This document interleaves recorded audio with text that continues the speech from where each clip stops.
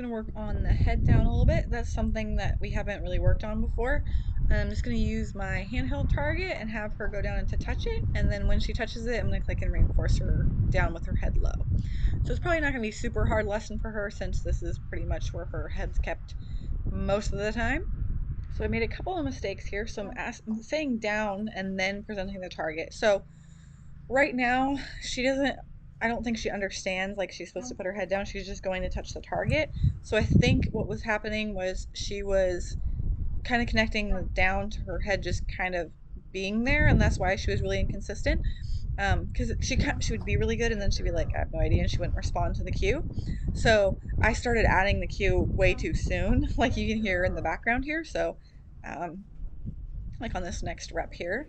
So I'm gonna go on the other side. So I'm gonna ask her, and then she'll go ahead, like I'll say down and I present the target and she'll go ahead and put her head down. So I think what I needed to do was say down as she was going to the target, not before. And I think she also could have just used a session or two just touching the target, like going and put her head to touch the target and then adding a cue there because I added the cue almost immediately, and then I was confused of why she didn't get the cue, so it was just too soon. That was my training error there. And then it's not a big deal, you can always fix it later on, but that was something I wanted to point out. So like here I'm asking her for down. There she got it that time. I don't think I used the target there. Down. Same with that one. I can't really tell because I'm kind of in the way, but I don't think I used the target both of those times. So she would get it a little bit and then she'd get stuck. But it does help to just kind of work on that same behavior. There we go. So she did do it a couple times on her own there. Just an unfortunate angle here, but um, Down.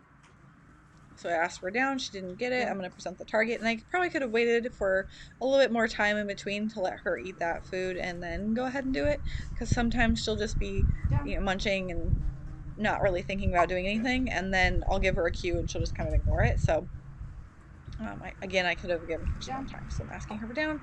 She didn't really give it to me, and then I'm just going to show her the target. So this could work if I continue to be consistent, but I think just giving her a little bit, like this session of just putting her head down and being really reinforced for it, and then adding the cue, like as I'm showing the target, and then putting the cue, like doing the cue, and then doing the target. So like 3 steps instead. I just kind of skipped one because I think she was just a little bit confused about that one. And it was a new behavior for her as well, so. So I'm asked for down, and then I'm lifting my target here to help her out. I mean, it isn't too bad because I am having her follow through with the behavior, so she is putting her head down afterward. Same thing here, but I just could have done it a little bit better. But, we're learning, so. So ask again. There, that was better. She didn't really need the target as much that time. Like I didn't use it. Like I didn't have to move it as high. And then I'm going to move to the round pen here, and we're going to work on some lateral flexion. I'm just going to ask her to come target my hand.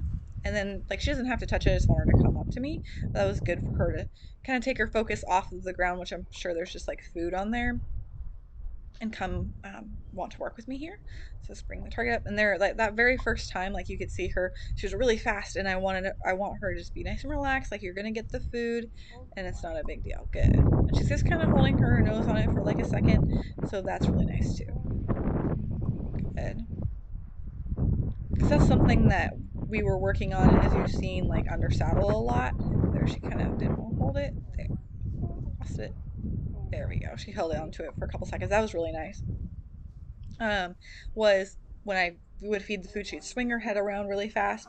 So I'd like her to just, again, I'm going to move the food out of her way. I don't want to, I need to put my, I don't know if if I was cueing her when her head was straight or not. Yeah, that's part of it. I need to cue her when her head is straight. I'm cueing her when her head is turned around. There we go. That's better. And then I wanted her to hold on to it for a little bit, and she doesn't quite get it because I didn't do enough repetitions, I don't think.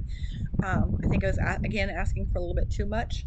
I should have just had her touch it from her head straight, like that, and then built up to where she can hold on to it for a second. But here, see, she's very inconsistent, and she's just turning her head.